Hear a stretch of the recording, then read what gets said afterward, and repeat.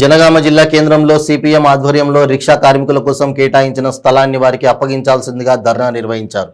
గత 30 సంవత్సరాల ముందు రిక్షా కార్మికుల కోసం ఎల్లములకు ఆనుకుని ఉన్న 3 ఎకరాల 9 గుంటల భూమిని ప్రభుత్వం పట్టాలు ఇచ్చిందని, కానీ లబ్ధిదారులకు భూమిని చూపించలేదని, ఇప్పుడు వెంటనే భూమి సర్వే చేయించి నిర్వాసితులకు అప్పగించాల్సిందిగా డిమాండ్ చేశారు.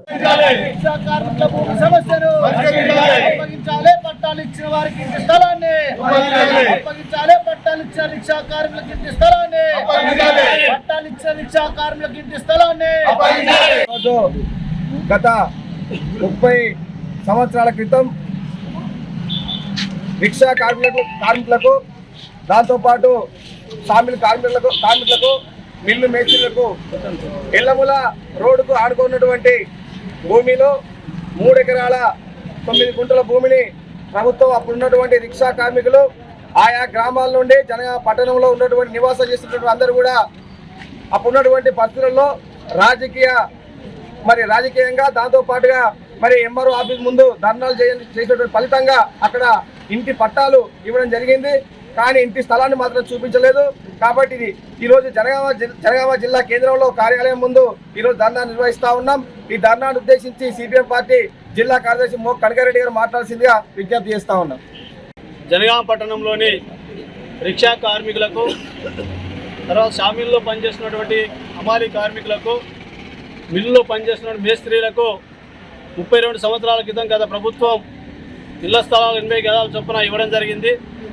దానికి సంబంధించి రైల్వే పట్టా ఆదుకొని ఉన్నటువంటి బిలాదాఖల్ నెంబరు, అదేవిధంగా 53/1లో మొత్తం కలిసి 142 మందికి 32 సంవత్సరాల పట్టాలు ఇవ్వడం జరిగింది. వారికి కనీస సౌకర్యాలు, రోడ్లు లేకపోవడం వల్ల పేదలుగా ఉన్నటువంటి వాళ్ళు ఇల్లు నిర్మించుకునే పరిస్థితి ఏర్పడ్డది. ఆ రోజు రిక్షా కార్మికులు కానీ, హమాలీ కార్మికులు కానీ, మిల్లు మేస్త్రీలు కానీ జనగామ పట్టణ అభివృద్ధిలో, తర్వాత వ్యాపార రంగ అభివృద్ధిలో ఆ రోజు రవాణా సౌకర్యం లేనటువంటి సందర్భాల్లో రిక్షా కార్మికులు ముఖ్యమైన పాత్ర ఈ అభివృద్ధిలో పోషించిన పరిస్థితి ఉంది.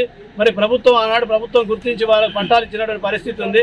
తర్వాత 2012 నుంచి ఈ రిక్షా కార్మికుల భూములు వారికి అప్పగించాలని, వాళ్ళకి ఇల్లు నిర్మించి ఇవ్వాలని సిపిఎంగా అనేక సందర్భాల్లో అధికారులకు అందరికీ కూడా వినతి పత్రాలు ఇచ్చుకుంటూ వస్తున్నాం. అయినా ఈ రోజు ప్రభుత్వాలు పట్టించుకునేటువంటి పరిస్థితి లేదు.